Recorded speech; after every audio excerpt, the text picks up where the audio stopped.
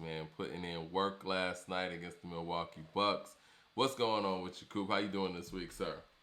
I'm like you, man. I'm feeling the Hawks right now. I was talking to a couple of the fellas, Mike. You might as well put a little side, little piece of the bag away because we starting to look at some NBA Finals tickets, and I never thought in my life I would say that while I live down here in Atlanta that we may need to start looking at some NBA Finals tickets. Because Mike, if they beat Milwaukee and they got a long way to go still, I definitely want to be in the building for one of the home games because I mean I think you know as an Atlanta sports fan how rare it is for us just to make it to the championship of anything. But the Hawks, Mike, The the Hawks, man. You know Hawks, what? It lets you know Mike, how one player can change everything in the NBA. and so 48 last night, man. Trey Young, man. Ice Trey. So, Mike, I'm going to start off this actually with a question for you. Mm-hmm. If he takes this team to the finals, and I know this is only what his third or fourth season, Mm-hmm. is he already the greatest player in Hawks history if he does that, Yeah. even over Dominique? Yeah. So, Mike, that's walking, living legend status. I think you Yeah. already know me, Mike. Like if I'm in the same building with Trey Young, he's not paying for anything. Like right now, like the way he's rolling, like nah. And shout out to John Collins too, man. John Collins put it down, man. Shout out to everybody coming in the room, man. We're gonna be discussing, we want to discuss some great hip hop albums. People are already answering the question. We got Randall Womack. He said yes. Uh, John says Johnson. He says that no, but it's in the top 10. Is Doggy Style the greatest hip hop album ever? And I think we kind of got to start with certain criteria. The criteria that we actually placed on this for greatest hip hop album ever, we got production, impact, rhyme skills, classic songs, and intangibles. And man, Doggy Style ranks high on all those. And people are naming some great albums. They're naming Illmatic. It takes a nation of millions to hold us back. Illmatic's your number one, right? Correct. Okay. Akumenai was my number one for a minute. I guess in many Wow. ways it still is. It takes a nation.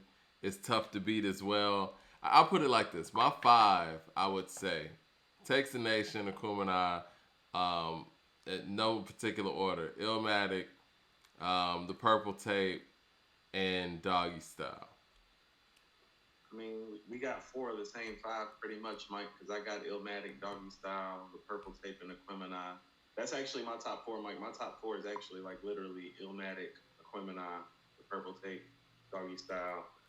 And that fifth spot, if I was just saying right now, that's why I was telling you about that lasting impact of life after death and how like that was like a sneaky choice, but reasonable doubt, ready to die, come to mind. It takes the nations of millions, the low end theory, the chronic, into the Wu Tang, all viable options. All right, let's break this down. Of all the albums that we mentioned, I think we can be honest and say, production wise, Doggy Style is superior, right? Then what? Then all of the albums that we named, Yes. with the exception of the Purple Tape, I'm gonna say yes. You think the Purple Tape is better produced than Doggy Style? No, you said superior. Okay. That's not a superior production job. Okay, I got you. And I would say it's not superior over Akumenai either if we talk about, dwarfing it or anything like that. But I was gonna get to that next. I do think it is the best produced album in that list, right?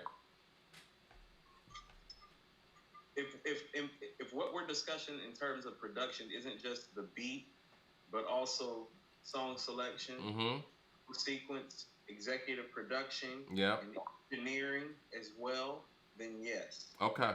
All right. So Doggy Style is ahead of those Because five that we mentioned in that here, category. because Production. here's where Doggy Style really wins is that the sound quality of Doggy Style came out mostly before these records, and Mm-hmm. sound quality wise sounds a lot better than most of these projects we're talking about. Yes. That are in the same breath of it production wise. And I That matters. think that yeah, production wise, yes, and also if we talk about individual songs and hits and classic songs on there, I think it kind of beats those albums in that light as well, right? We're talking classic songs. If we're talking Gin and Juice, we're talking the Shiznick, We're talking. Let me get this track list up, man. We talking Gin and Juice the Shiznick. We talking Murder Was the Case. We talking about What's My Motherfucking Name. We talking like It Ain't No Fun and Doggy Dog World. Those are How many very tracks tough. how many tracks did you just name? I Was that me? named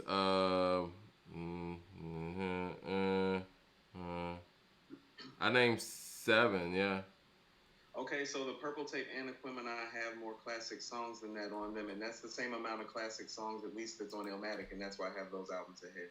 Listen, this is how I feel about Aquemini, and you know how I love Aquemini. I think that those are great songs, quality songs. But if we talk about songs that, like you said, when we were watching the DMX and Snoop verses, we ended up knowing all of the words to all of these Snoop songs without even realizing you know these songs. Now I think for Akumina, it's like again quality records, 5-star records pretty much throughout the whole album, but they're not records that jumped off the page where people who aren't even really into hip hop like that know them. You know what I mean? And Doggy Style did that. I gotta give him that on that. So, so let's talk about that for a minute. So that has to do with timing.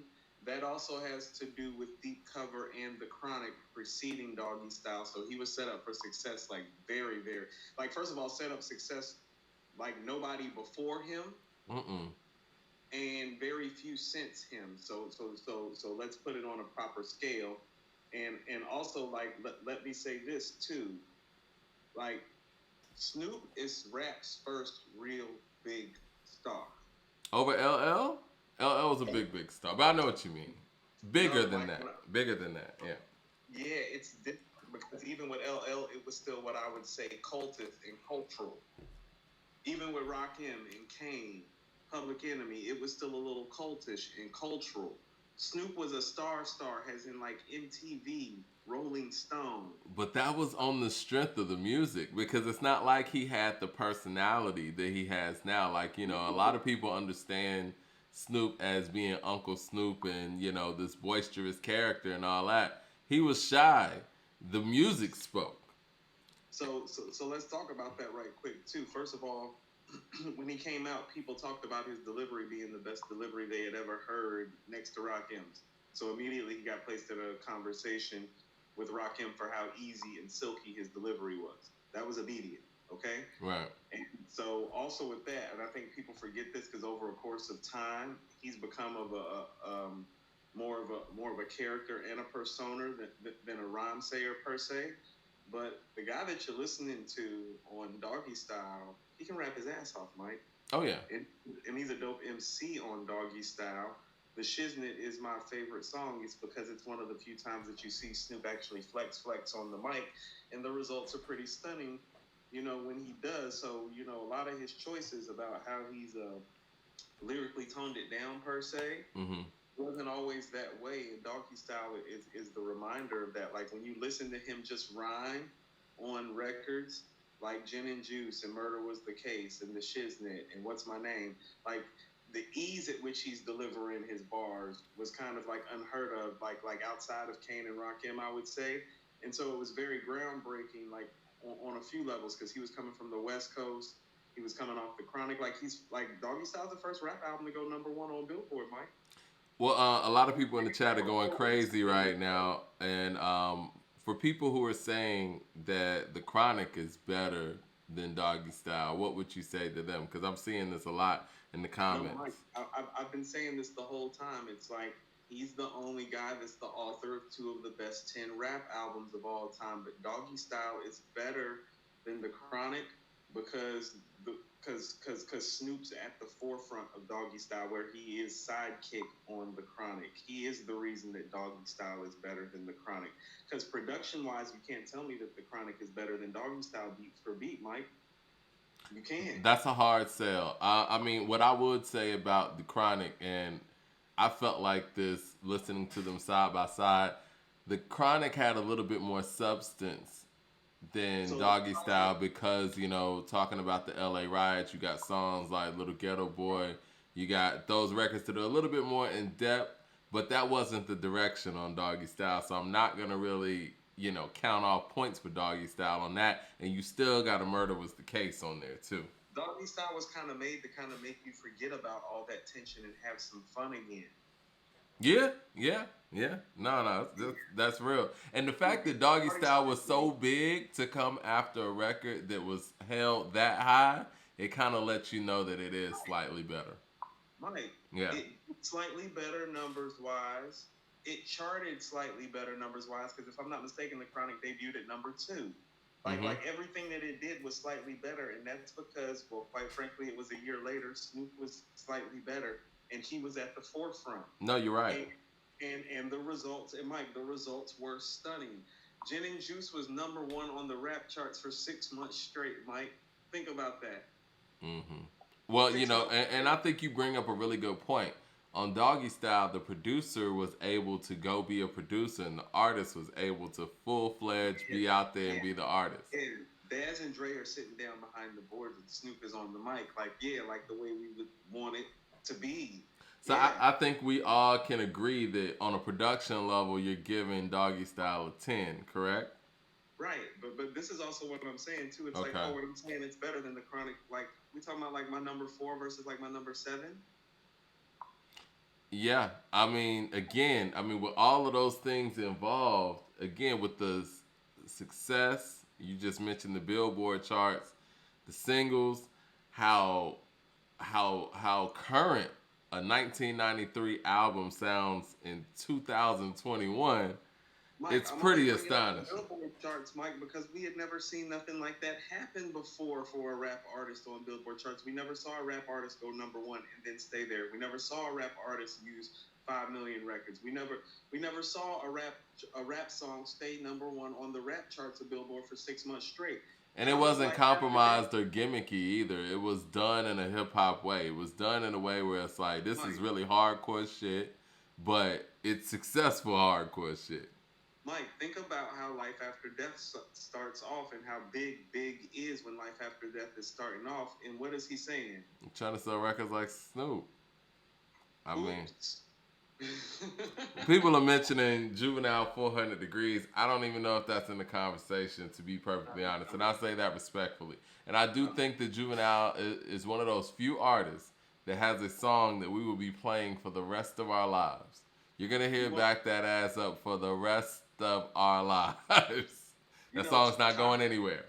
Time has spoken on this. That's definitely one of the 10 best rap albums that came out of the South, wouldn't you say, Mike? Just because the significance and the importance of it, when you look what came from it and after it, and then you go back and actually listen to the music, it has like the makings of a classic rap album. You can't deny its status per se, but it's not in this conversation either. 400 Degrees is, yes. When you talk about impact and importance, I think that's more of a conversation for 400 Degrees. I think the 400 Degrees is more important than any No Limit album that came out. And I say that respectfully, and No Limit's very important.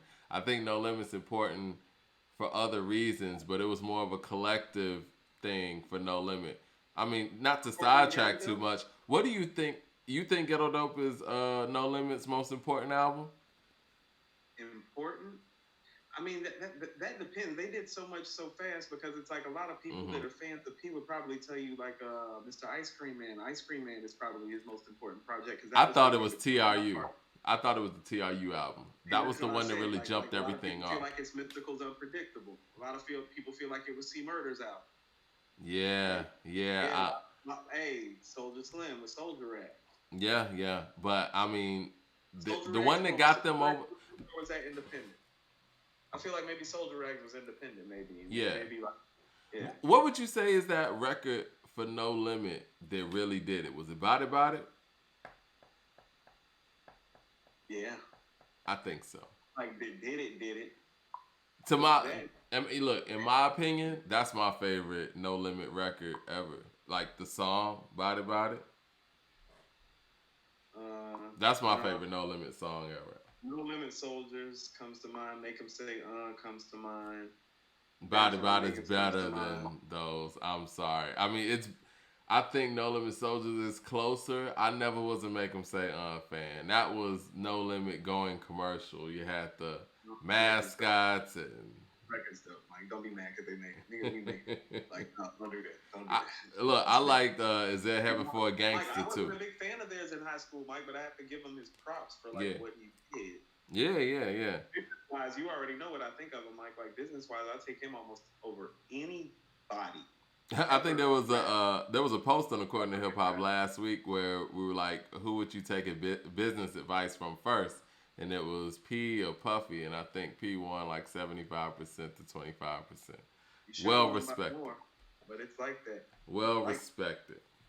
yeah. All right, back to Doggy Style. When you talk about impact, what are you rating it from a 1 to 10? No, Mike, it's a 10 on that too. It's That's a why 10 it's a on conversation. production and 10 on impact. You want to know what, Mike? So when we first had this conversation, which was almost 2 weeks ago now, and you were like, "Hey, like I just listened to Doggy Style, and like like it might be the best rap album ever." It's like you want to know it. I was like, "It's in my top 5, easy," which means it's in the conversation, and Right. it's a legitimate, valid argument. And we're talking about the things that are making the arguments valid. Like the impact wise is a 10. He is the first person to be this big of a rap star in rap. That is the impact. The impact is what you see on the Billboard charts, but also in the fact that the street still respected it because you still had records like The Shiznit, Murder Was the Case. Mike, he redid Lottie Dottie. That got the East Coast heads. There's something for everybody on Doggy Style. Which album? Obviously, we're always gonna go to the first one to say it was the most important. Obviously, the Chronic was big and monumental in opening the doors of Death Row. But I think with the whole Dog Pound crew and Death Row being the roster that it was, Doggy Style might be just as important to that Death Row movement in itself. And the impact that Death Row had is, I mean, that Well, Mike, just goes without saying. so I'm gonna say this again, and people need to understand this. 2 of the 10 best rap albums had never came out of really the same camp before, and it definitely didn't have it. It pretty much damn near happened in back-to-back years. Because if I'm not mistaken, then the Chronic dropped like late '92. Yeah, Chronic was December 92, Doggy Style was November 93, so it was 11 months apart. Yeah. Right. So, Mike, you had never seen that happen. That never happened before. Nobody hit you with quality like that before. So it was groundbreaking on a few levels. Nobody hit you. I mean, Mike, the only person that hit you back to back like that was Rakim with Paid in Full and Follow the Leader. I'm seeing something that I want to acknowledge, especially since we're talking about the West Coast. Donovan says that Ice Cube's first 2 albums were better than Doggy Style. Now, I love Death Certificate. But it's very tough when we sit here. Let's look at this track list and go track for track and say that it's very tough. It's very tough. And I love America's Most too. Honestly, Death Certificate's in my top 10, 15. Mike, you're the one that got me finally like off like the fact that like Death Certificate is better than America's Most, because I held on to America's Most for a while. But also too, when we're saying that, Mike, like also consider America's Most and Death Certificate to both be like in the 10 to 20 range of greatest rap albums of all time too. Definitely. And and Cube, I just felt like Cube was just much better on Death Certificate. He took it there. And oddly enough, and you know how much of a Bomb Squad fan I am. Oddly enough, I think that it's slightly better produced too. I was make fights and it just fit his style. It just fit his style better, right. I think that the second album fit his style slightly better than. That was more like, Death Certificate was more like Going Home. Like, right. America's Most is like, look, ma, no hands. Right. It's like, I'm a Bomb Squad. I can do this without you guys. And not to mention, you got No Vaseline at the end of that album when people thought it was over. Like, look. People literally like, I don't even need to be on this coast to make classic shit. Yeah. But Doggy Style with its long-standing records and song for song, it's a very tough argument to make that any of those Cube albums is better. But on a substance level, that argument can be made. And I think that's why a lot of people in the chat especially, are saying that it's not the greatest album ever because they don't view Snoop as the greatest lyricist ever. Are there better albums lyrically and substantively? Yes. Absolutely. But what does hip hop really? When you talk about a hip hop album, what all does that encompass outside of the talent of the lyricist? Because I always say Illmatic is probably the most lyrical, easy listening hip hop album ever made. The most easy listening lyrical hip hop album ever made. There's something about the clarity of the great lyrics that you're hearing on Illmatic that's succinctly different from other great lyrical albums in its stratosphere. That's for certain. Right. It's So easy to digest too. yeah, easy to digest. And I mean that a lot of it has. That's what I said, Mike. That's because the themes are timeless. Yeah. Well, Doggy Style has some of the same elements, just not lyrically on the same level, but still some of the same timeless theme. And it's just like it's just a little more West Coast and like gangster with it. It's like Snoop's talking about how they roll on the West Coast too.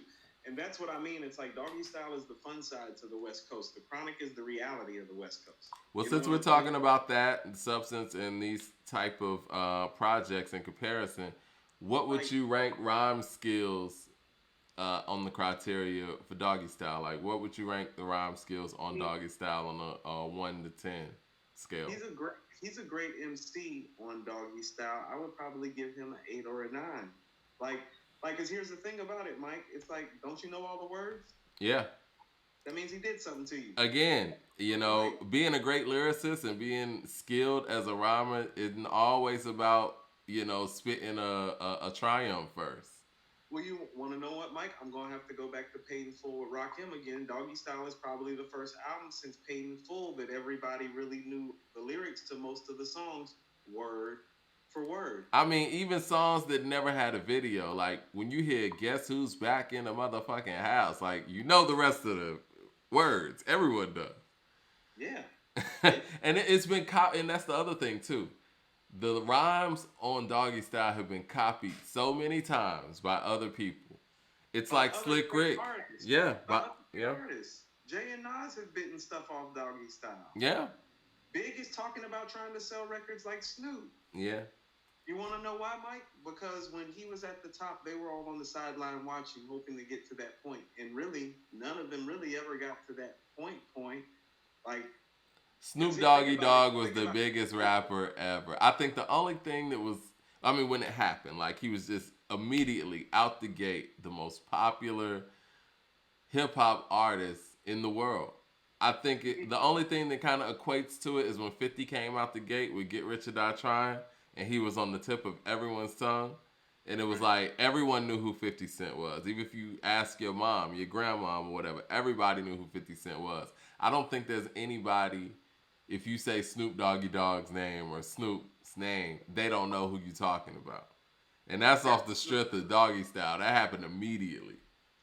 So let's get into the conversation about why the album matters so much. Is that so? Listen to the other albums and the other artists that we're mentioning right now. These are our icons of our icons that we're talking about, and the iconic albums that we're mentioning when we're mentioning them. Most of these people exist in their iconic nature due to the work that they put out on their first and in a couple of cases second albums. In a couple of cases, I mean, they just came back and did it again at a very high level again. Right. And so what people need to understand is that like Snoop deserves his legendary status because like it's hard. Like everybody gets the same start in rap in the sense that your first album is really your life story up until that point that you get that deal and get in the studio. And so as far as the execution of that is concerned, as a solo artist, Mike, because listen to the albums that I'm naming that I have ahead of it. Illmatic, Aquemini, The Purple Tape, and then Doggy Style. That means only one solo MC came out the gate better, in my opinion, than Snoop, and that's Nas with Illmatic.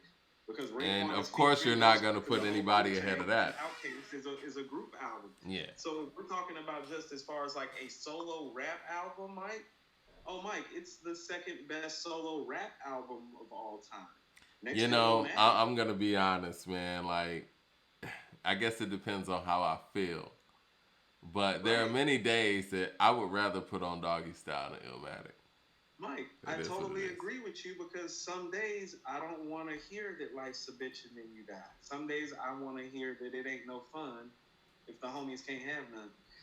You know, Doggy Style's a way better jam than Illmatic. Illmatic doesn't have the jams that Doggy Style has. But again, I think that when you talk about where those artists were in their careers and geographically, and you know the production genius of Dre, it's different. So let's talk about. So hold on. So let's talk about the depth right quick of Illmatic versus Doggy Style because you know Nas is always somebody who's granted part of his legendary status about his depth and the intricacies of his rhymes and the depth of Illmatic. Hmm. Well, part of what makes Illmatic special is because he's explaining what's going on in his neighborhood in such a beautiful nature. Well, Doggy Style is kind of the same thing, Mike. He's just not the lyricist that Nas is. That's why I have Illmatic ahead of Doggy Style. It's actually very much the same premise. Listen, I and I know we're No, splitting when you hairs no, here I'm not like when you because listen I to see people in the chat saying Doggy Style's better than Illmatic.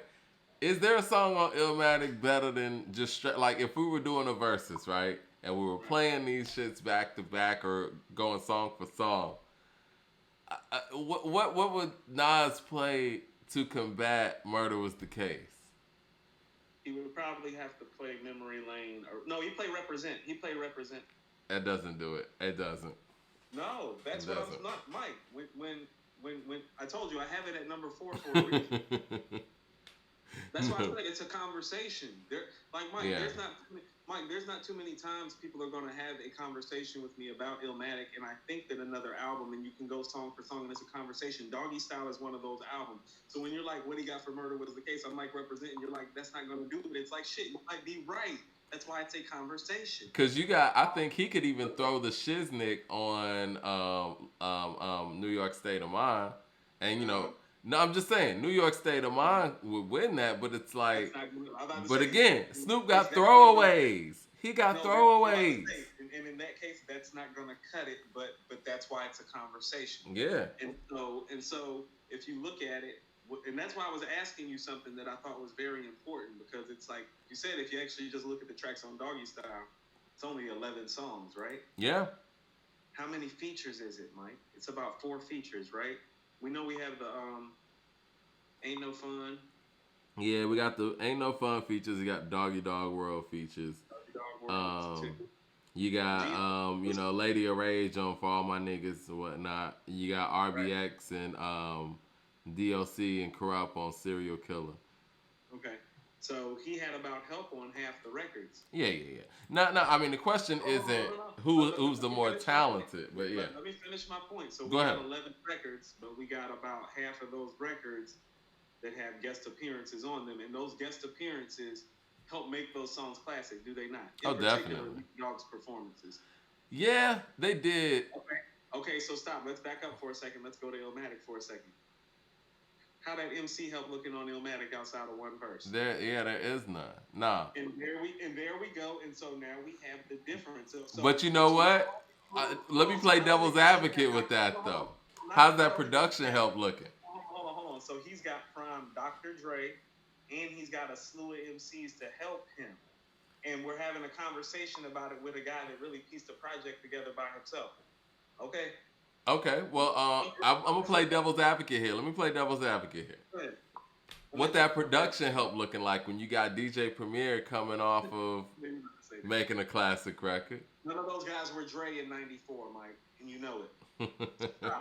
Wow, you're saying Premier, Pete Rock, Large Professor, and Q-Tip all combined on 9 songs weren't Dre. I want to put LES in there too. Mike, what I'm telling you, in April of 1994, when Illmatic is coming out, Dr. Dre has already produced the Chronic and Doggy Style. No, those guys weren't considered to be him. And Niggas for Life and Niggas for Life. Straight Outta Compton. Mike, so he's walking around 1994 with 4 classics in his hand that he executive produced. Hell no. And no one could do it better too. Now, which is Shoreline. Now I will say Q-Tip had a lot walking in there too, but he had a couple classics walking in. Yeah. 3 in your case, 2 in mine. Yeah, 3 in my case and 2 in yours. And you know, Premier, how many classics would you say Premier had walking into '94? He was just off Hard to Earn, right? Yep, just off Hard to Earn. There we go. Okay, and Pete Rock had just made Main Ingredient, and they had Mecca and the Soul Brother. Mecca and the I Soul would Brother. say the Main large Ingredients borderline. I would say Large Professor had Breaking Adams. Breaking Adams is a great record. It is a great record. Do you think it's a classic? I know it gets a lot of classic status and classic love. Do you think it's a classic? Because I think it's a borderline. It's one of those albums that in a certain era it was deemed classic, but as time went on, it's like it falls further and further down the line. You know what I Maybe I mean? called it too late. Yeah. Like when they named the top 50 NBA players in '94 and now in 2021 and some of those guys kind of fell off the list. I think it's like that. You know what I mean? No, that's fair. Um, so on a classic song rating, we giving it a 10? How can we not, Mike? Don't we all know the words? Yeah. So intangibles. So here's the intangible thing that I'm talking about is that what he made up for in lack of lyricism, he made up for in likability. It was easy to like Snoop. Like they made the videos fun. They almost made they made the gangster shit look fun to people who weren't like familiar, Mike. You know what I mean? Like remember the video to Gin and Juice? Yeah. You know, Snoop Doggy Dogg, you need to get a jobby job. You know what I'm saying? Yeah. I mean the video. I think the videos can kind of serve as intangibles too, because a lot of those visuals are classic. A lot of help and support to help make Doggystyle like one of the greatest rap albums ever. But part of that is why it's not the greatest rap album ever. The greatest rap album ever didn't have much help. But no, see, this is and I guess there's two different ways of thinking. Like I'm thinking that Doggystyle is more of a thriller type of thing, right? Where it's like it's such a great record that it ended up getting all the support that it needed and that album made the biggest star in the world.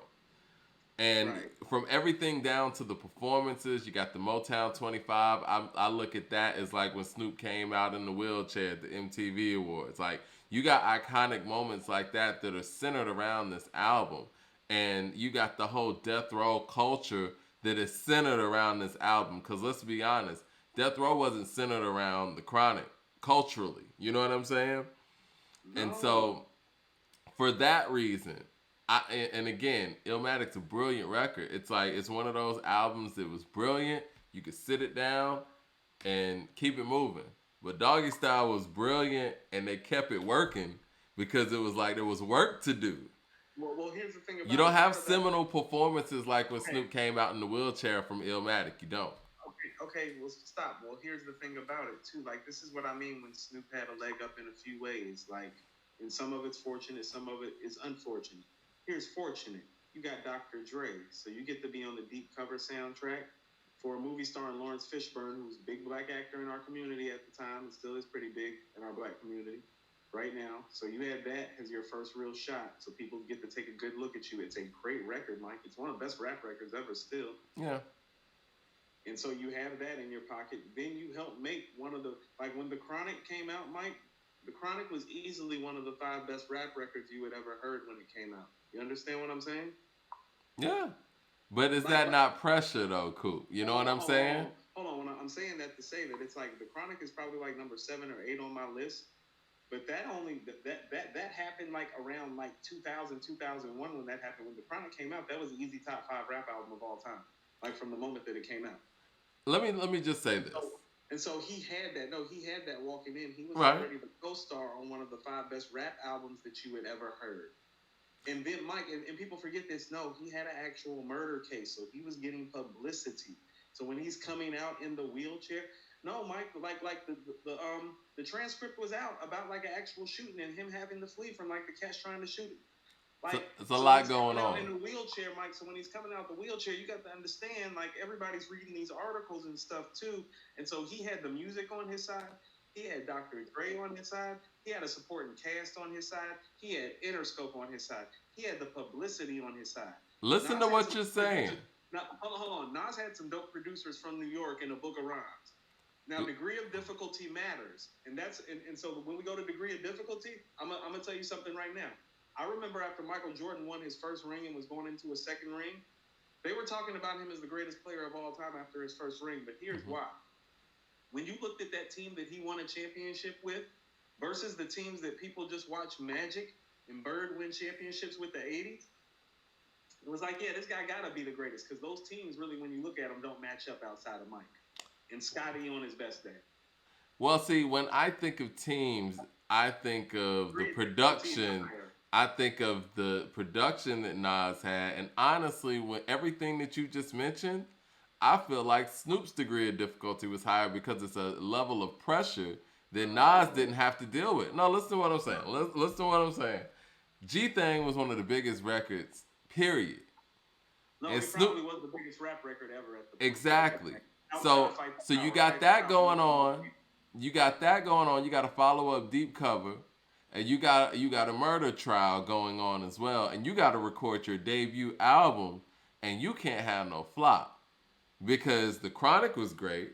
You're on some of the biggest songs ever, and this is your first album. Imagine the pressure going into that and delivering something like a Doggystyle. This is like LeBron style pressure and actually delivering. Right, Nas didn't have that level of pressure. Now people knew Nas was nice.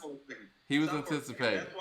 That's why I brought up like the Bird and Magic thing. It's like, yeah, you under a lot of pressure, but look to your left and your right. Oh, well, is that James Worthy? It's like, well, yeah. Well, is that Kareem Abdul-Jabbar?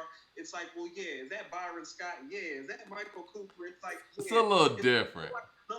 It looked like you got a squad to run with you to help you with this pressure that you under. Because I don't think you understand this too. No, Mike. Oh, there's a fly in here. Look, Mike, I don't think you understand this too. Like Nas was under pressure too. Live at the Barbecue was pressure. Right. At the time, pressure. Right. People were talking about him before his album came out like he was the next Rakim, who was the guy that was considered to be the greatest MC of all time when both of these guys are coming out. But you know what? Under pressure too. His degree of difficulty was higher, and he was under just as much pressure. No, but see, the reason why I don't buy that, the reason why I don't buy that, and I don't mean to interrupt you, is the fact you act like LES produced this whole album. And it's clear from Nas's career that the production help that he had on there was very immense and is very notable because he never put together an album that was that cohesive again because of the producers he had to help him on that. So I don't buy the fact that he didn't have a quote-unquote team. He did have a team. And that's why Illmatic sounds the way it is, and that's why It Was Written sounds the way it is. Now, if he had that same crew that produced It Was Written, that produced Illmatic, I would give you that. Like, yes, he's working with less. But with the people who put together Illmatic for 9 songs, he was not working with less. I'm sorry, he wasn't. Mike. It was damn near even, if not him being advantaged. It's not an advantage in 1994. And Mike, here's what I would tell you about that. It's like, okay, well, let's make all things equal. Look at how Nas's career turned out album and catalog wise without those producers, and how did Snoop shit turn out without Dre? That should let you know that Snoop had the advantage with Dre because he never even came close to reaching those heights. Like Nas came close. Like, how about this? Nas ain't come close to Illmatic either. Let's just keep it a buck. No, hold on. He never came close. What I'm saying is that no. Nas has had moments where he has made stuff, not albums, but has made material that is considered to be Illmatic, like in its quality. Mike, we talk about Made You Look all the time. Right. We talk about Silent Murder all the time. You know, so he has records like that. Snoop ain't got nothing like Doggystyle after Doggystyle, and a lot of that does have to do with the fact that he don't have Dre, so Dre is a bigger plus even in that super team of producers. Look how the rest of it turned out for their respective careers. That's all you need to know about how important Dre was to that project. Well, see, the thing is, I think that the reason why Nas is able to have his moments is because his skill set as an individual. If we're talking about the albums, I'm sorry, I feel like Nas, for his skill set, had just as much help as Snoop. You know what I mean? It's like putting certain people on a team and surrounding them around the talent that fits them. I don't think Nas would have benefited from a bunch of features. I don't. Like, Nas at that point in his career, I think features would have taken away from him. If he would have had, Daz, Warren G, and all those guys, like, hypothetically, let's just say you had Queensbridge niggas on Illmatic like that, I think that would have taken away. I think him having that one feature one incredible feature from AZ was a plus. Him having the production help that he had from people who knew how to make albums, that's the key to Illmatic, really. Is the producers that Right. were on Illmatic already knew how to make albums. Now, clearly Dre does too. Right. Stop for a second. Stop for a second. Let's stop for a second. Those guys that you're talking about, none of those guys had 4 classics in 1994 like Dr. Dre. Period. It doesn't matter how you toss that shit up, Mike. It don't matter how you toss that up. In 1994, Mike, Dr. Dre was already the executive producer of 4 hip-hop classics. Mike, it wasn't until RZA made it to Iron Man that another producer was even able to say that. So stop making it seem like it's even. It's not. We're talking about the guy who executive produced Straight Outta Compton, Niggas for Life, and The Chronic, and Doggystyle in 1994 popped up. Right. Even if you go listen to those classic beats from those other producers, I'm trying to tell you that outside of about 2 or 3 tracks from each one of those albums, almost every one of those tracks, cats are going to pick Dre's tracks from Doggystyle, The Chronic, and Niggas for Life specifically, Mike. And you're right, Mike, that's not even counting the DLC's album, which is damn near a classic too. Yeah. And in a lot of minds of a lot of people, a classic too, because it's a better production job than Straight Outta Compton. Well, It's a fair production thing. No, it's not. He had more producers. He didn't have more or better help. And let's not forget Daz in all this, Mike. Daz is an all-time great producer. Well, from what I understand, Daz actually made the beats on Doggystyle, and Dre produced it for whatever that means. You talking about the same dude that produced "I Ain't Mad at You" and "Ambition as a Rider" for Tupac? Sounds like that guy makes dope ass beats. That's some good help. Yo, so you're giving it a 10 in intangibles. Yeah, Mike. I mean, everything about Doggystyle is a 10, except for the fact that rhyming skills. He's not Rakim or Nas or like Cool G Rap or Black Thought or Big or Jay on the mic as a lyricist. Like, that's the only thing that's not... Is that more of a plus to the greatness of Doggystyle? Is the fact that, because let's look at the albums that you put down as the greatest hip hop albums of all time. Would you say that Snoop is not even in the league of the lyricists that you have on that list? I think it's funny that I'm making this comparison. I kind of think of him in the way that I think about Old Dirty Bastard. He's one of those few MCs that can actually beat you all style alone. Yeah. He can beat you with his style. He can. And voice, and and just delivery.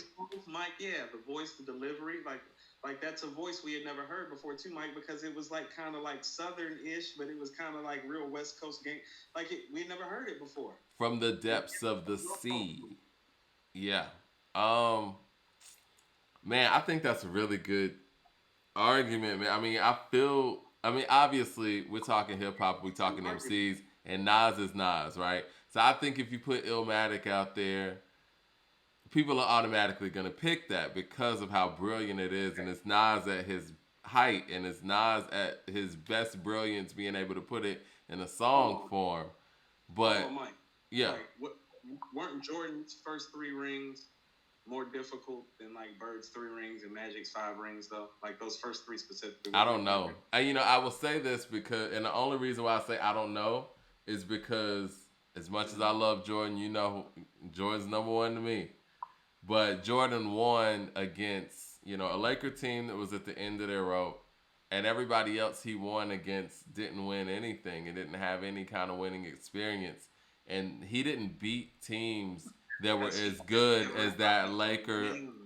No, but he didn't beat teams that were as good as that Laker and Celtic team. I mean, it's just the truth. And, he was single-handedly taking like the Pistons bad boy teams that just really got done whooping those Lakers and Celtics teams. He was taking them to 7 games with a pre-prime Scottie Pippen. He just didn't have enough help. I think they could have actually won that Game 7 in the Eastern Conference Finals. What was that? 1990. But Pippen had a migraine and scored like 3 points in 37 minutes. I think they could have won that, and they would have won that championship too because they were playing Portland. Right. So, but Doug Collins' philosophy really didn't. It was great for Jordan, but it didn't really work with the rest of the team like that. People didn't feel as involved. But saying all that to say, the I'm just talking degree about of degree of difficulty difficulty, of things. I'm and I just guess the degree of difficulty I'm thinking about is basically who they played against. And when you think about that team that went 7 games with the Pistons, lost because of Pippen, whatever was going on, that next year they were ready. They were good enough to get to that point. So it wasn't like he just took a team that just got bounced out of the first second round to a championship. You know what I mean? hey Mike, like the Lakers and Celtic teams could have been healthy. Like when Scotty reached peak form, they wasn't. Mm-mm. I think Jordan's most difficult. I think his most difficult ring, and I agree with Soul here. It's harder when you get older. I think his most difficult one was in '98. I mean, 90, you could see how tired he was in his face. Like he was slowing down. Yeah. 98 is the toughest ring. Yeah. That 93 Suns team, Mike, that 93 Suns team is fierce. Yeah, and he averaged like 43 in that series. Yeah, no, Mike, he had to. And he was dealing with the fact that they were talking this gambling shit too. So he averaged 41 in that series, and he had to, Mike. That Suns team was a great team. Yeah, they were. They were. And Barkley played his ass off. No, Barkley had a great series. That's one of the great teams that never won a championship. That's what I mean. Mike, like people understand, like, it's not like Mike whooped everybody's ass. Like, people played great and had great series. It was just like when push came to shove, they couldn't beat Mike. Yeah. I mean, he showed up like when push comes to shove, you can't beat Illmatic. All right. I think, the lyricism on Illmatic is tough to beat. I would say what Doggystyle has over Illmatic is, I think it's better produced, right? Yeah. I think the impact is greater. Obviously, Illmatic gets the rhyming skills. I think the classic songs. I think that if we had a tiebreaker there, Doggystyle just got bigger songs. So that's what I wanted to get into with you, though, because that's what I found fascinating, because you only told me there's 11 tracks on Doggystyle. Well, there's only 9 tracks on Illmatic. And since these are, okay, so we clear these are the 2 best solo rap albums ever. Is that fair? We're looking at the Purple Tape as more of a compilation, right? It's a Wu-Tang album. It has to be, because we don't have enough solo Ray songs on there to even put him in this conversation. I got you. And Ghost is the co-star on it, so yeah. Right. Ghost is what Snoop is on the Chronic. Right. Riding shotgun. Masterfully. It's matter of fact, Mike, next to Snoop on the Chronic is probably the best shotgun performance ever, if not better. Because lyrically he's better. Yeah. Right. So we got 9 songs versus 11 songs. Snoop's songs are bigger. Nas's songs are more lyrical. Right. And so that's why the degree of difficulty is important, Mike, because we're talking about songs that are classic for different reasons. It's like, you know the words to Gin and Juice. You don't maybe not know all the words to The World Is Yours. Some of the bars on The World Is Yours are hard to spit back to back. He rhyming his ass off on there, Mike. You know what I'm saying? And so for me, it comes down to a degree of difficulty. And when I look at one guy that is literally making these classic songs by myself. And when I'm looking at the classic records that are on Doggystyle, Mike, Gin and Juice, Murder Was the Case, Lottie Dottie, What's My Name, The Shiznit, that's 5, right? Mm-hmm. Isn't that the 5 solo records on there? Oh, let me look again. Yeah, we got Gin and Juice, The Shiznit, Lottie Dottie, Murder Was the Case, What's My Name. What's My Name? Those are the only solo records, right? You got G's and Hustles. Is that a solo record? It is. It just got like background vocals on it. But Pump got Lil Malik on it. Right. So he got 6 solo records on there. Illmatic has 8 solo records. Somebody mentioned Paid in Full, and I'm glad Todd Walton mentioned Paid in Full. Paid in Full should be would be the album that precedes these 2 albums in terms of like the comparable like classic songs and song quality. Yeah. And that's what I'm saying. So it kind of all what you go to. I see one guy going for Dolo that's spitting some of the best rhymes that I've ever heard. I hear one guy that's a groundbreaking star. Well, this is hip hop, so I'm taking the MC over the star because this is something that was built out of urban angst and not stardom.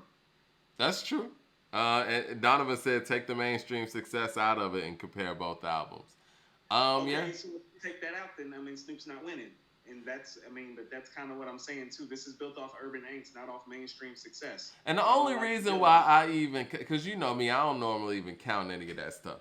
The only reason why I do in Doggy Style's case is because it wasn't like there was a blueprint out there and it's like, you know what, let's go out here and make some corny commercial records that are going to be accepted. These records crossed over just because they were good records. Like, you know what I mean? It wasn't like they went out there and tried to make a bust a move or something. No disrespect, but we know what the popular rap records sounded like back then. The Two Legits, the, you know, Bust a Move, Funky Cole Medina. It wasn't that. Going back to Cali, records like that that they knew would hit a certain audience. These records, this record was successful with Snoop doing Snoop, and you know it just did it. It was just big. No, no, no, no. And the And Brat here's made a whole. The Brat became the highest selling, or the first female to go platinum, basically copying Doggy Style. no, no, Respectfully, no. Hold on. I feel like it was a combination of of Snoop and Biggie that I heard when I heard Funkdafied. Funkdafied's still one of the best female rap albums ever. yeah. And it's the first female rap album to go platinum, and she deserves her flowers for that. Because here's the thing: if imitation is the best form of flattery, nobody's ever imitated Snoop for an album better than the Brat did on Funkdafied. Because I think the Funkdafied is one of the few classic female rap albums I've ever heard. Yeah. It's actually still. I mean, Mike, if we actually talking like, and it's funny because I was talking, I was talking, I was talking to somebody that knows her, you know, and I was like, that's still my favorite rap album by a female, like personally. It's up there for me. I Rod think, Digger, like, Rod I Digger's think Dirty Harry is number one for me. I But think I'm gonna yeah, say I consider Hardcore and Eve by Rhapsody to be better, but I don't enjoy them the way I enjoy Funkdafied. Much like I enjoy Doggy Style more than I enjoy Illmatic, but I don't find it to be better. I mean, the song "Funkdafied" is just—it's a strong record. Give It to You, the remix, strong Either record. no, either version, Mike. I'm gonna tell you what, my made a funk bewitching. Yeah, now back from the 604 from the endo untypical. Yeah, that is not. Donovan says, but hold up, didn't JD write for Brat? I thought it was the opposite. I don't know. I thought Brat was the writer. I mean, it's just I don't know. I wasn't in I'm the studio. definitely gonna lean on her as the writer in that situation.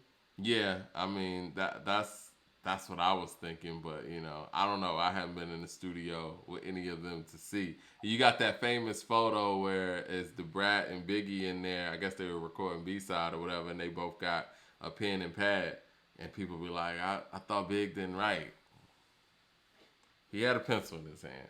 Might have I been mean, okay, taking so an here's order. the Who thing. knows?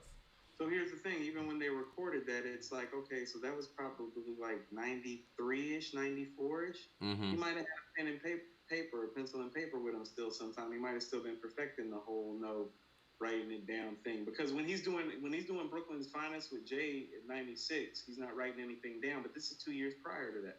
Who had the better? I don't want to say verse, but who had the better performance? Shall I say on Brooklyn's Finest? I've always considered it to be Big, but only by a slight edge, and only about like a few bars. Like if they have twins, you probably have two Pox. Get it? Two Pox. I think Like the lines I like from Jay on there was that whole I'm from Marcy, I'm varsity, chumpy JV, Jigga Jay Z. It's like, woo. I was actually thinking when he was like, time to separate the platinum from the bronze, that butter soft shit from that leather on the fawn. Yeah. He said that, I was like, ooh, he talking about that tough, tight ass like that shit. I was like, ooh. I don't know, man. It might have been Jay, man. Ty Walton says Big. He's tough on there. I'm gonna tell you why. It's actually Biggie's first verse too. It's the detail of the rhyme when he goes, shoot you in the calf muscle, sprinkle Fuck a coke on the tussle. floor, make it drug related, most hated. You know, like it's those little details. It's those nuances where you still had Jay. Jay had the witty punchlines to go with Big, but Big was still more detail oriented. It was the storytelling aspect where Big would tell you a quick story right quick. Donovan says Jay. I think in '96, or at least let's just say on Reasonable Doubt, I think Jay was just a better lyricist than Big. I think Big was the better MC because he could do so much at that point, and Jay hadn't really mastered a lot of those things. But if we're talking about pure lyrics, I think Jay was a little bit ahead of Big at that point. So that's why I go to the witty punchlines. It's like, oh, if you want to say that he had wittier punchlines on Brooklyn's Finest, but what you hear on Big is somebody that's more comfortable with the back and Right. forth, like coming in on the beat with the delivery. You'll find somebody that's more detail oriented. You'll find somebody that still has witty punchlines as well. And so it's like you said, Mike, it's like, yeah, Jay's a better lyricist on Brooklyn's Finest, but you asked who had the better performance. Well, that means we have to consider all things. Yeah. And all things being considered, it's the same way I've always felt about Jay. I always considered Jay to be a better lyricist than Big, even though niggas used to say I was crazy for saying that. Jay's always been a better lyricist. Big is literally better at everything else, Mike. Yeah, no, I agree. And you know, it's funny you mentioned that, and I think that's well put. I think that Jay, as a competitor on the track, he was trying, you know what I mean, in a way where Big was just doing his thing to make the song. Like, you know what I mean? Like Jay's, Big's verse on Brooklyn's Finest are very comparable to the stuff that he was doing around the Junior Mafia time. If you look at how detail oriented he was getting and how comfortable he was getting with his flow. If you go listen to him on Get Money, the Get Money remix Players Anthem, and go listen to Brooklyn's Finest, he was getting in a certain pocket and wavelength with what he was doing with his flow and with his delivery. And what you heard on Life After Death was the mastery. Frank Wright, the Desperado, used to rock the all-black Movado, the all-black Eldorado. I told you, Mike, it's one of the best verses ever. Niggas can't harm me. I keep the on me. It's Brooklyn in the house. Without a doubt. With clout. Everybody yap about. Check it out. Guns I bustin'. Problems with my wife. Don't discuss them. Coops and lid jets. I lust them. Fingerprints I dust them. Yeah, man. Yeah, he was getting better and better. And better and better. Getting better and better. So yeah, man, if only. But you know what? When we talk about Big and just his ability to make songs and not ever sound uncomfortable on the record, I really hate that we never got a chance to hear Big and Dr. Dre hook up. Because imagine Dr. Dre that produced Doggystyle hooking up with Big at that point, man. I think that with the tension that was going on back then, we missed a lot of collaborations that should have happened in people's primes. I mean, I even think with Rakim and Kane or whatever that was, we missed some collaborations that could have really happened. I know Rakim says that he wasn't interested in collaborating with anybody. He was doing everything for Dolo, but there's a lot of things that we missed. I mean, Mike, I think for the cats that are a generation before us with hip-hop, I think what they really wanted to hear was some variation of these guys together, Cool G Rap, Kane, KRS, and Rakim Moore. I think all we really got was Kane and G Rap on the Symphony, and I think they do one other record, I think, together? They did shit. It's the remix of It's something else. You know what I'm talking about. Is remix to something? No, it's a remix of Kane's song. Right. I forget who. Nah, let me pull that up right now. But no, that was hard. Right. Raw. So Raw. It's the remix to Raw. Yeah. So D-Rap's on the remix to Raw? Is that him? Yeah. That's perfect for D-Rap. Yeah. So those are the only two times those two guys worked together, Mike. Those are the only times that any of the legends from that era collaborated at all, Mike. Did we even get a Kane and KRS? Because it's like... on Self-Destruction. Yeah, well, I mean, that's different. You know what I mean? That's kind of like a We Are the World thing, you know? So, Mike, so we have the era that literally birthed, the lyricism that we talk about today and spawned, the epic and iconic MCs that we talk about today. And what we have between all of those MCs is just two Cool G Rap and Kane collaborations. One on the Symphony, which is still one of the best rap records and posse cuts ever, and a Raw remix off Kane's first album. Tory Bird brought it up. He said on Heavy D's they didn't. They both was on Don't Curse. That's true. But yeah. See, I felt like there was something that they did around 1990 or something. That's why I said Master Ace. I felt like they did something later. But Mike, that's still not enough. So we got three tracks with Cool G Rap and Kane. with bars on them, and we still don't have no Kane and Cool G rap back and forth. That would have been nice. It would have been nice to hear Kane and Rakim like spar, like on like some lyrical, Right. like Because the thing is, back then, it was like if they were going to collaborate, it seemed like it had to be a bunch of people on the record. You know, like one of those self destructions, we all in the same gang type thing. You know what I mean? But it wasn't like one or two or just three people on the track. so. Me and Chris Keith were talking the other day, and we were talking about De La Soul. We were giving De La Soul their flowers, and I asked the question: was De La Soul? I mean, because we know De La Soul with the skits or whatever, but was De La Soul the first to do a remix that actually just didn't change the beat but added a bunch of people on it, like with the Buddy remix? Was there anything out there like that before that? Mike, actually, I don't think so. They don't get a lot of credit for that. I know we mentioned Raw too, You want to know? but I think that's something that has been mentioned by other heads though, because when you bring that up, I feel like that's been mentioned before, like in rap circles before, about hey, like those guys are innovative in so many ways, and the Buddy remix was like the first time that you heard like the first like real, I guess, like extended play type of remix where it's like right. it stayed the same, but you get new verses from new cats, and it's like, oh, what's that? You know? Mm-hmm.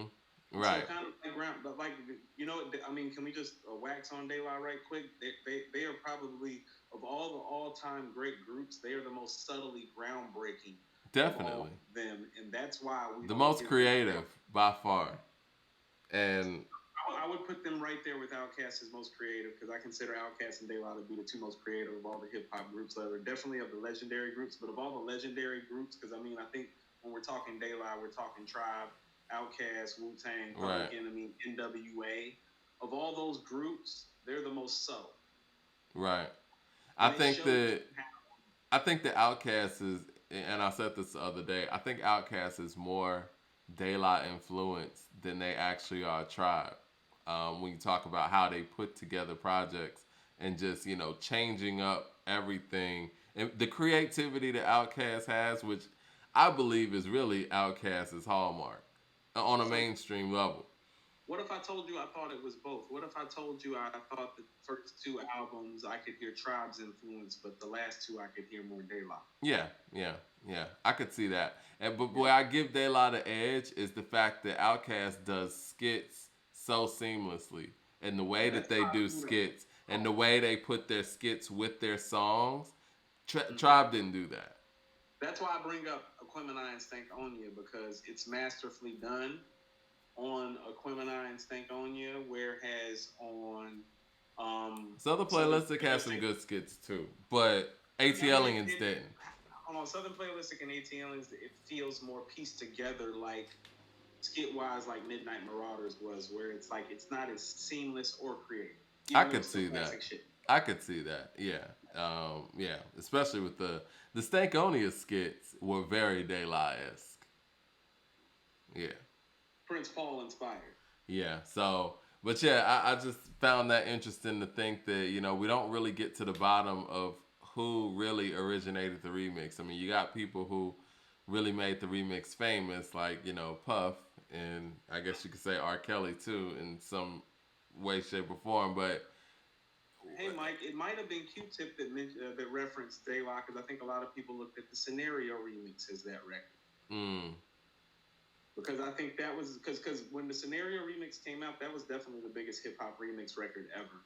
If there were I any think the remix Scenario remix is one of the better remixes ever because the original song, was so highly acclaimed, and then the remix came. In my opinion, I think that the beat on the remix is better than the first one. it is. The You're beat absolutely on the right. remix is fucking crazy. Beat is crazy. I But think at they the tried to time, recreate that last Busta Rhymes verse, and that just couldn't. That can't be so duplicated. that was the thing, Mike. I think at the time it was one of the best beats people had ever heard. Hmm. And then the Busta Rhymes verse to close it out, it's just it was one of those moments. Mike, I still think the Scenario remix is probably one of the 2025 best rap songs ever. Wouldn't you say? Wow, that's high. I don't know. I got to think about that, but I know it's definitely one of the Yeah, best remixes ever. yeah. No, Mike, I have it pretty high. Like I think of it. I think of it like in terms of its era. Like when I think of like Posse records, like that are before my time, because that's slightly before my time. I would say when I became a hit, I think of the Symphony and I think of the Scenario remix.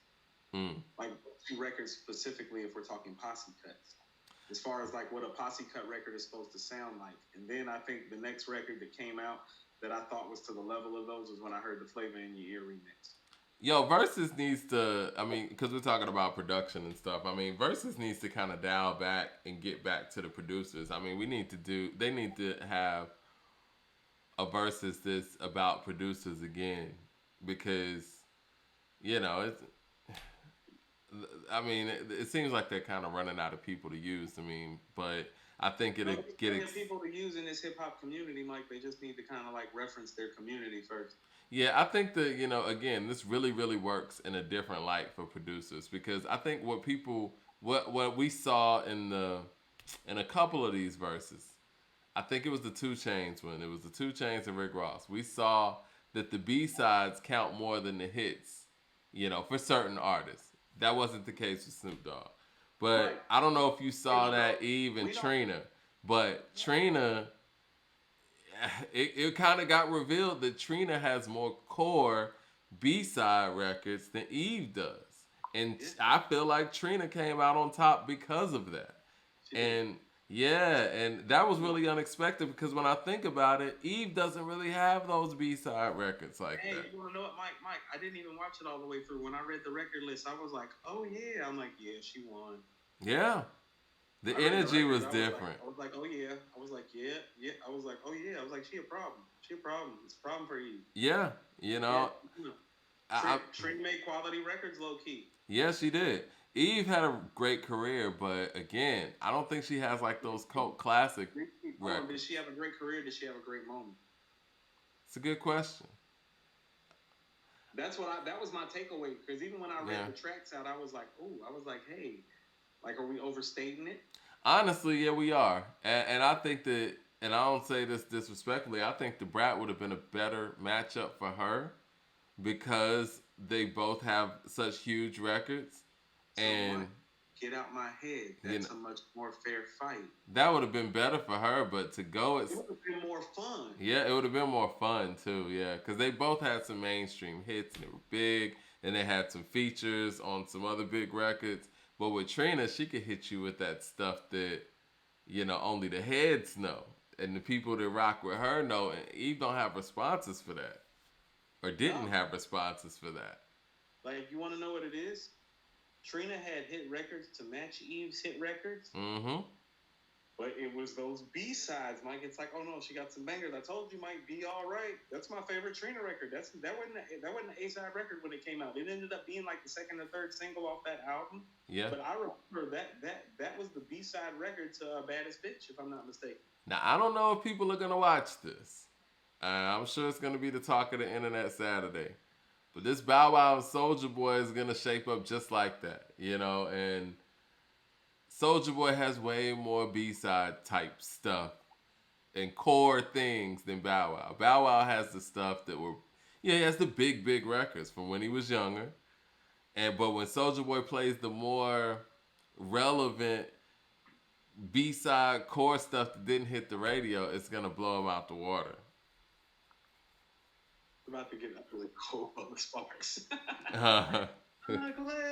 Yeah, man. I don't think anytime anybody tries to step in anything with Soulja Boy, it's not a good look for him. It's like when Chris Brown tried to, he was gonna challenge him to a boxing match. Like, Chris, stop it. This is a lose-lose situation for you. So after this is over, I don't know how Bow Wow's gonna look to people because.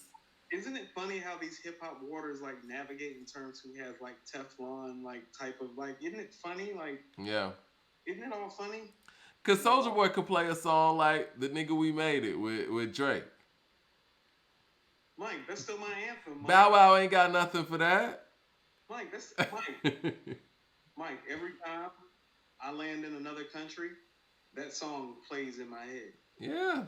Every time. This beat should be playing. Yeah. Yeah. Soldier Boy said Bow Wow ain't had a hit since Marco Polo, and that was No, I because seen I that. was on it. No, no, I seen that, Mike. And then I thought about it, and I was like, oh yeah, it's about to get ugly. It's This about to is get about ugly. to When I get seen that, crazy. I'm when watching I it. seen it, when I realized it's about to get ugly.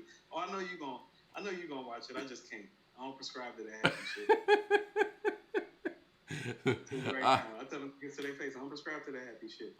all right, well, I mean, ain't no. Let me see what albums are coming out tomorrow before we get off of here. We got something coming out tomorrow. We need to do a little short tomorrow since we're doing Let's see. I think it might be some individual songs coming out. Let's see. We got Tyler the Creator's dropping his album. Oh, Never know what we get from that. never know. Um, Album of the year contender. He Logic dropped. is dropping a collection of some songs from the past or whatever. So I guess he's still quote unquote retired. Juicy J's dropping a deluxe of The Hustle Continues. Let's see what singles. Jaden Smith's dropping a single. The Baby's dropping a single. Big Sean's dropping a single called Freshman Team. So That's interesting. yeah. So it's some things coming out, and I'm interested to hear what Tyler's dropping because Igor was dope. I can't front. I remember when Well, I it was an heard, album of the year contender. I mean, I think yeah, when Igor dropped, because it dropped early the year that year, I think hmm it was an album of the year in most people's minds, like for the first half of the year. and I'm not even a huge Tyler fan like that, but Igor was in. No, Igor was impressive. I'm not the biggest Tyler fan either, but I respect the craft. Room for everybody on the stage. Igor was a really, really dope project. One of the best albums that year. Right. All right. Well, at that note, Donovan said, "I'll pass on all of the above." I mean, I don't prescribe to most of that happy shit that I heard you list out. It ain't nothing personal against nobody. It's just like, like this is what I mean about how I wanted to talk about doggy style. Like, give me some. I mean, like, okay, so the game is more geared towards Snoop than Nas, and I say this in the sense that it's like, oh, it's more about the songs and the hits and the classic records. Well, go make me some classic fucking records. Yeah. You know what I'm saying? Go make me some shit to sing along to. Because, like, you niggas ain't making no shit I can really sing along to.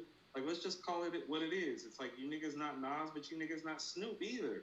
Who you got in tonight's game, by the way?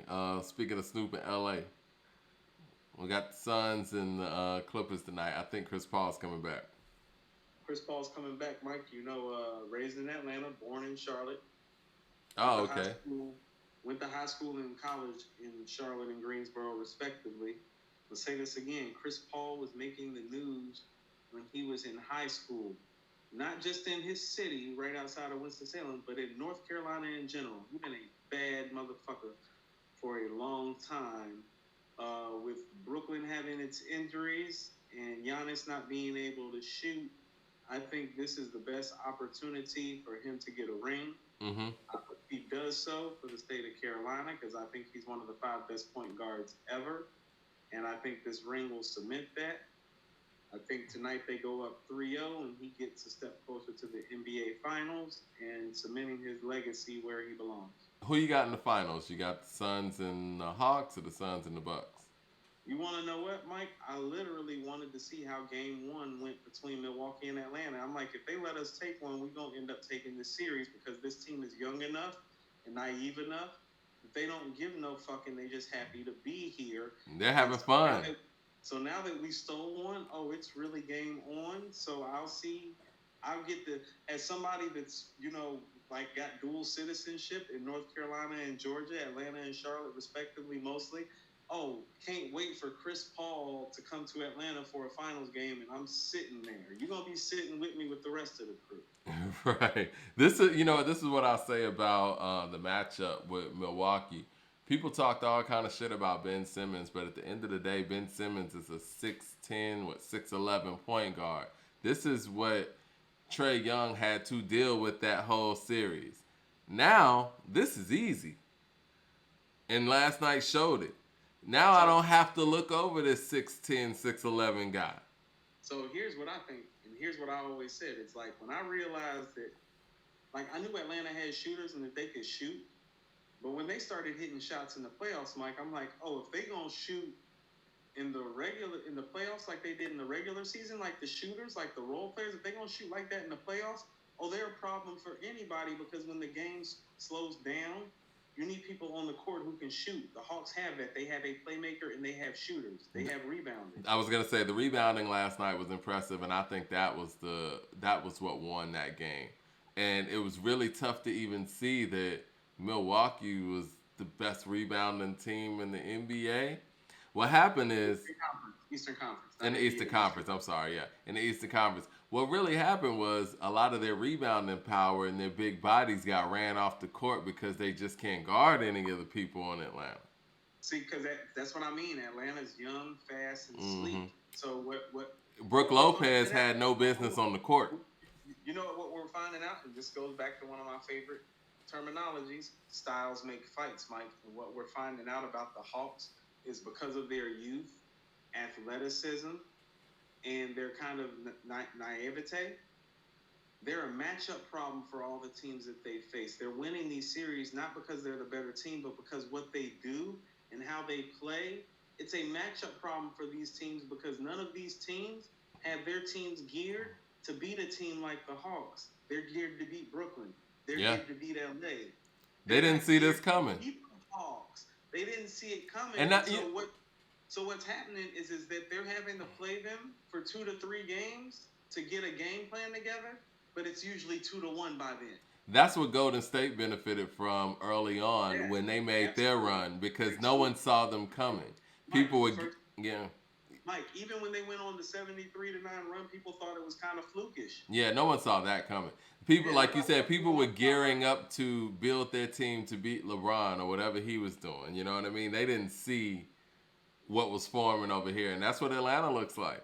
No, I mean, if you think about it, Atlanta has how about this? Like, Atlanta's the only team like this. If you actually look at the team, Trey is actually about the 5th best shooter on the team. If we're talking about, like, if you were actually to put people out in the line and ask them to shoot, their best player is like their 5th best shooter. Right. That's a whole problem when you're playing half-court basketball in the playoffs. What do we do with Cam Reddish? Mike, I mean, from Carolina, Duke is my team, and I always liked Cam, but I always felt like Cam didn't work on his game enough at Duke, and I feel like the same thing's happening in Atlanta. Might be trade time. It's either going to be, I mean, where does he fit in this rotation? I mean, look at where they've gotten. Yeah. It's actually, if you look at it, the shooters have had more chance to shine since they've taken him. I mean, since the injuries and stuff have taken him out of the rotation, it's really put, well, you know what it's put? It's very, how about this? You know what this team is? This is Golden State again, because this is exactly how Draymond Green got in the lineup. No. It's not Golden State. It's Iverson's Philly team with shooters. They got rebounders and agile guys that play defense, but that Philly team didn't have no shooters. It's like, no, we got shooters on this team. They not only didn't have any shooters, they didn't have any offense. All the offense lied on Allen Iverson. Their offense was Aaron McKee. Allen Iverson is one of the 5 greatest offensive players who ever played, Mike, and he's not much taller than you and me. When you have a guy like that, you have offense. I don't say that about too many guys. No. It was just him, though. Right, no. But when you have Kobe, you have offense. When you have Durant, you have offense. When you have Jordan, you have offense. When you have Wilt, you have offense. When you have Kareem, you have offense. When you have Iverson, you got offense. It's just a matter if you got enough offense to win. You're not going to have enough offense against a Kobe and Shaq team. You know what I'm saying? Like, it's just... That's too much for one person to have to handle night in, night out. And like you said, being so small. Hey, Mike, I told you Kevin Durant was going to get 50. He got 48. He needed that 50th point. He did. He needed 49 at least. But hey, Mike, isn't he the best player in the league? I don't know. I guess so. No, Mike. I mean... I think so. If we're doing a full-out draft right now with everybody in the league... At the point they're at right now, Durant's probably the first person I'm going to pick. I mean, how about this? The only person I ever seen put up numbers like that was Iverson and Mike, and they was without their horses too. He just kind of did the same thing and suffered the same fate. That's what I'm saying. Like, Wish he could have done more in overtime, man, but, he gave it an effort. No, you want to know what? If anything, this is still a valuable lesson for him because... Michael Jordan passed that ball to John Paxson in 1993. He's been around long enough to know he didn't have the legs to take that shot. Mm-hmm. even if Harden was hurt, he should have made a move to the basket and deferred to Harden and let Harden take that shot.